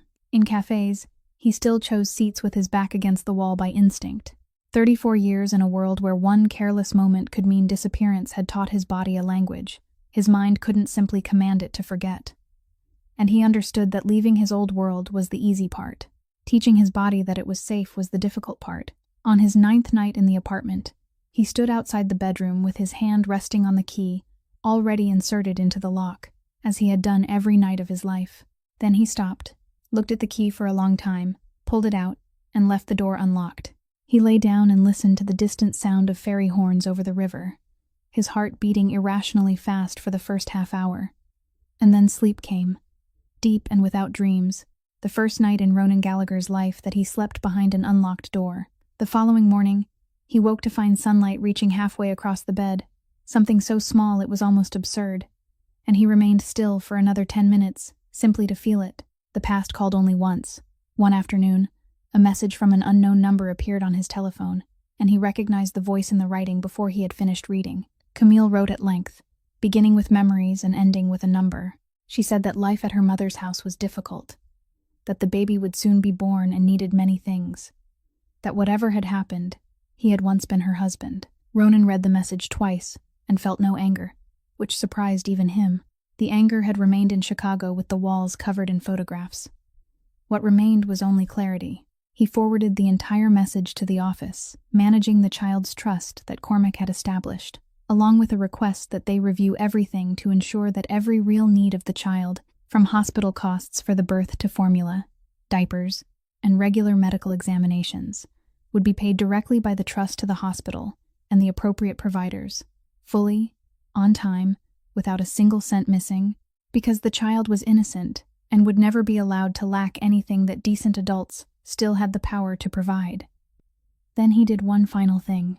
He blocked the sender's number, not to block a mother, but to block a woman trying to use her child as a key to reopen a door that had already closed. He didn't do it out of anger, because anger was something that still clung to a person. He did it because it was finished in the cleanest meaning of the word, like a ledger closed after its final line, like a harbor after every shipment had been cleared. That afternoon, he walked down the hill, bought a small potted plant for the windowsill, the first meaningless thing he had done in many years, and stood watching the Tagus River change color beneath the sunset. The man who had once owned so many buildings that he couldn't remember all their addresses, now had only a rented apartment, a small plant, and an unlocked door. And for the first time, he felt rich in a way that couldn't be counted. Half a year passed, like another lifetime. Tessa had returned to the intensive care unit, as the lead nurse on the night shift, moved out of her old rented room into a small apartment with a window that welcomed the morning sunlight, stood in the university courtyard waving as Piper ran toward her to show off her final grades for the semester. And once every month, she visited the gray stone house on the outskirts of the city to play chess with an old man who always tried to cheat and then blamed it on his age. Life had healed in the way new skin grows over a wound, still thin, still sensitive, but closed. Then, on a Saturday afternoon at the beginning of autumn, a delivery man rang the bell with a carefully wrapped parcel from Lisbon, and Tessa sat down at the kitchen table and opened each layer of paper, only to become still when she saw the object resting in the velvet lining, the gold pocket watch engraved with the Gallagher family crest, the heirloom that had once lain on the white cloth beside the vial of morphine on the worst morning of her life, the gift she had refused to accept from the old man in the gray stone house. Beneath the watch was a handwritten letter, the script straight and restrained like the man who had written it. She read, "My uncle told me that you refused to accept it, that you took his wrist instead of taking the gold. I believe the old man admitted defeat with genuine respect for the first time in his life, so he handed it back to me and told me to decide what should be done with it. I would like to handle it this way. This object was once used as evidence against you. I want it to become evidence of the opposite. Evidence that something once used to harm a person can still be returned to its rightful meaning. And incidentally, there is a man in Lisbon who is relearning how to live with a pulse. He has learned how to sleep without locking the door and how to water a potted plant. But he still doesn't know how many times his heart beats in 1 minute when he is being honest. And he needs a good nurse more than he needs an empire. A round-trip plane ticket is inside the smaller envelope. Round trip. So the length of your answer remains entirely your decision." Tessa sat at the kitchen table for a very long time, the gold watch resting in her palm as heavily as a question, then laughed to herself when she realized that her other hand had somehow already picked up her telephone and begun checking the schedule for her vacation days. She flew there during the final week of September, and Ronan met her at the airport without flowers and without a driver. Only a man in a gray sweater standing among the crowd, with the unfamiliar awkwardness of someone waiting for another person for the first time without any backup plan if she didn't come. They didn't return to the apartment immediately. He asked whether she was tired. She said she wanted to walk, and so they walked along the Tagus River beneath the afternoon sun, past stone-paved squares and old tram tracks, moving slowly and speaking little, until the city lights came on, and the river turned into a ribbon of molten bronze. They stopped beside a stone railing, and Ronan said what he had practiced inside his mind for half a year, though when the moment came, he still had to stop halfway through and take a breath. He said, "I owe you a complete apology. Not the kind of apology that comes with explanations attached, the kind men like me usually offer. So I am going to say it properly. That night at the nursing home, you told me that I believed them without asking you a single question. You were right, and the truth is worse than that. I didn't refuse to ask, because the evidence was convincing. I refused because believing them was the easier choice. Asking you was the harder one. If I believed them, my life could continue exactly as it had. If I asked you, I would have to open my eyes and look again at my entire house, and I chose the easier road. A stranger guarded the heartbeat of the only family I had left every night, and when they threw you out through the gates, I signed the paper that helped them do it. It took 3 seconds. I am sorry, Tessa, for those 3 seconds and for every day you had to pay for them. I am not asking you to erase them. I only need you to know that I understand. The river wind moved between them. Tessa looked at the water for a while, then turned toward him and spoke in a voice, no softer and no harder than the truth. I was angry at that signature longer than I was angry at the people who framed me, because they were my enemies, while you only needed to ask one question. But I also saw what you did throughout the months that followed. What a person truly is can be seen in the way they repair what they have broken, and you repaired it with everything you had. He asked, "Where do we begin then?" She answered, slowly and honestly, "I am not good at trusting people. You are not good at being trusted. We will have to learn both." They remained beside the stone railing for a long time, and when the evening grew cold, Ronan raised his hand as though to place it around her shoulders, then stopped halfway and quietly asked, "May I?" Tessa looked at the hand suspended there, waiting for permission, the hand of a man who had once made an entire city afraid, and she laughed, nodded, and his arm settled around her shoulders, warm and careful, the way someone touches something that knows how to hurt. There was no swelling music, and no fireworks above the river. Only two people who had broken in different places standing close enough to feel the warmth of the other, because she wasn't a reward heaven had given him for his years of suffering, and he wasn't compensation fate had sent her for hers. They were two people who had first healed their own wounds, then chosen each other with clear eyes and patient hearts, the way a person chooses something they intend to keep for the rest of their life. 2 years later, on the stone-paved hill leading down to the Tagus River, on the ground floor of an old building painted pale yellow, there was a small wooden sign engraved in 2 languages, Heartbeat Community Clinic, open 6 days a week, and most of the people who came through its doors were elderly residents of the old neighborhood, immigrants whose documents weren't yet complete, and families for whom an insurance card was a luxury that had never found a place inside their wallets. It had taken Tessa a year to turn that idea into real walls. She moved permanently to Lisbon after countless round-trip flights whose return journeys somehow grew shorter and shorter in a way that was difficult to explain to the hospital's personnel department, learned enough of the local language to ask patients about their symptoms, and earned the certification required to practice there. The money that built the clinic didn't come from the private pocket of the man she loved. She had refused that from the beginning.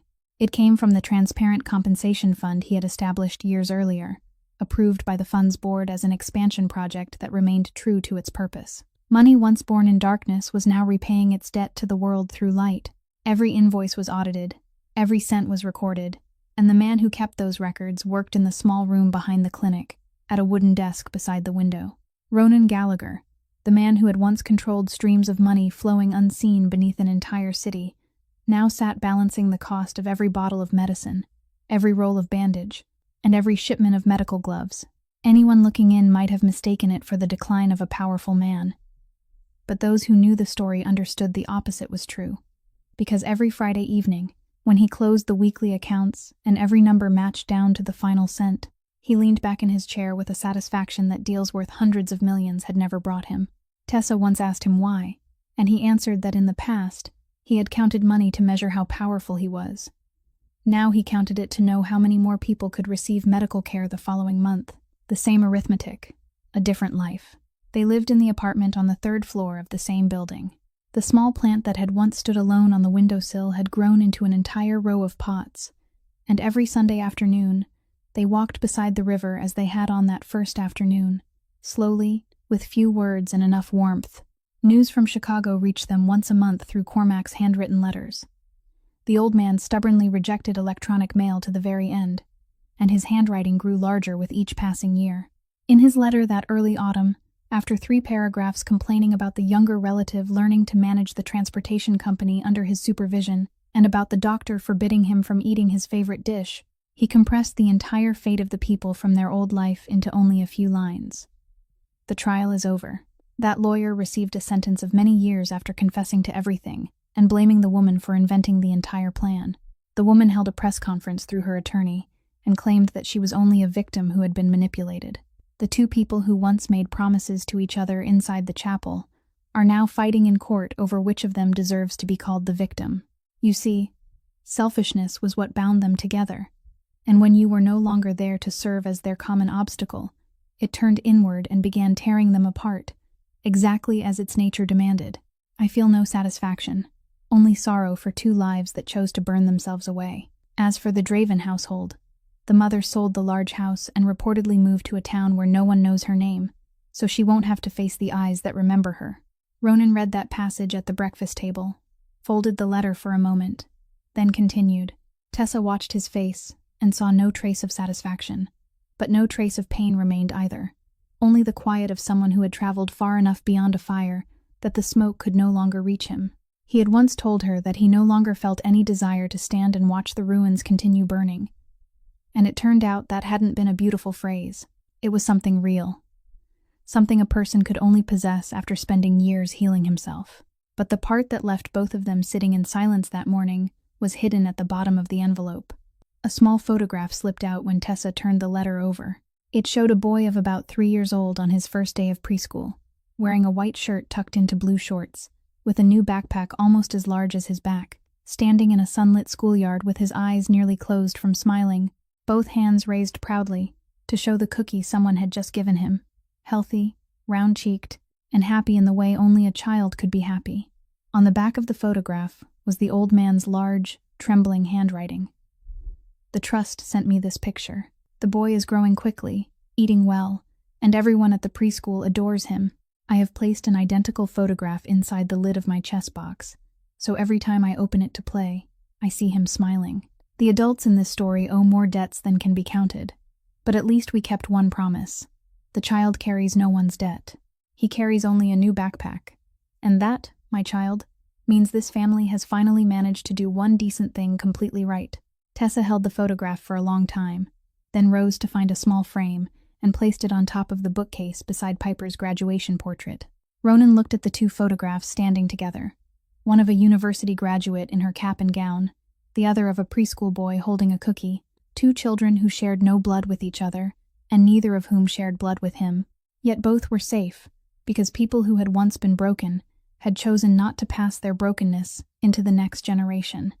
And he thought that perhaps this was the kindest definition of victory he had ever known.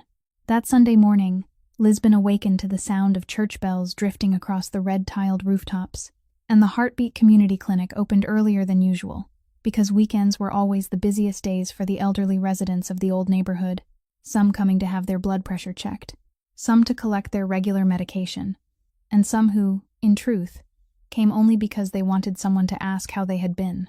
On the reception desk, beside a small vase of flowers, there was a new framed photograph of Piper in her nursing graduation gown, smiling radiantly in the university courtyard, following the same path as her mother and her sister.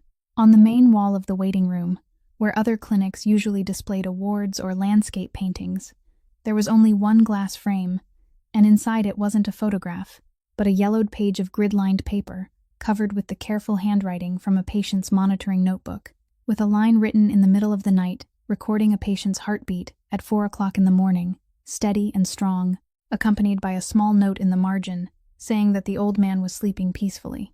From time to time, a curious patient would ask why a clinic displayed an old sheet of paper with such honor, and the man who kept the accounts in the room at the back, when he happened to be there, would look up and answer in the local language with an accent that was still imperfect, though his eyes were absolutely clear, because that was the first time I understood that the thing broken inside my house had never been my uncle's heart. That morning, while changing the bandage of an elderly woman and listening to her talk about a grandchild who lived far away, Tessa suddenly paused in the middle of a thought, not because she was sad, but because she had just realized something strange. She had gone through an entire week, 7 complete days, without thinking once about the disciplinary board, about that Tuesday morning, or about the iron gates beneath the rain. Not once. The absence of that pain had arrived without warning. It hadn't come during a moment of victory, with no trumpets and no celebration. It had simply come quietly and sat beside her life like an old friend visiting without needing to knock, and she understood that this was what true healing looked like. It wasn't the day we won our case. It was the day we forgot to check the wound. This story would be told many more times, about the photographs covering an entire mansion, about a powerful man who chose documents instead of gunfire, about an old man who pretended to lose so that he could win. But if anything should remain after all of it, perhaps it would be these three simple truths. Power without a conscience is nothing more than fear wearing a suit. The people in this story once made others tremble, but in the end, all they ever possessed was the fear of other people, never their respect. And when the suit was stripped away, nothing remained beneath it. A home isn't measured by the number of rooms it contains, or the value written on its documents, but by whether anyone inside it sincerely counts another person's heartbeat. A mansion beside the lake can be emptier than a small rented room if the people in the mansion count only money, while someone in the rented room remains awake, waiting to hear a loved one's key turning in the lock after a late night. And the truth isn't a weapon of revenge, as many people believe. The truth is a pulse returned to a life that seemed to have stopped. It restored a nurse's license, returned clarity to an old man, gave a man the ability to sleep behind an unlocked door, and gave all of us back the belief that living honestly has never been foolish. Sometimes it simply requires a little more patience. If this story touched something in your heart, please press the like button and share this video with those who also believe that the truth will always find its way home in the end. Please subscribe to our channel so you won't miss the compelling stories we share every day about quiet strength, the human heart, and the moment justice calls someone by name. And how did today's story make you feel? Which moment moved you most deeply? If you were Ronan, what would you have done? Please share the feelings from the deepest part of your heart in the comments. We sincerely hope to read every line you choose to share with us. Thank you for staying with this story until its final moment. We wish you and your family lasting good health, a joyful life, and peace and serenity every day. Goodbye, and we will see you again in the next video.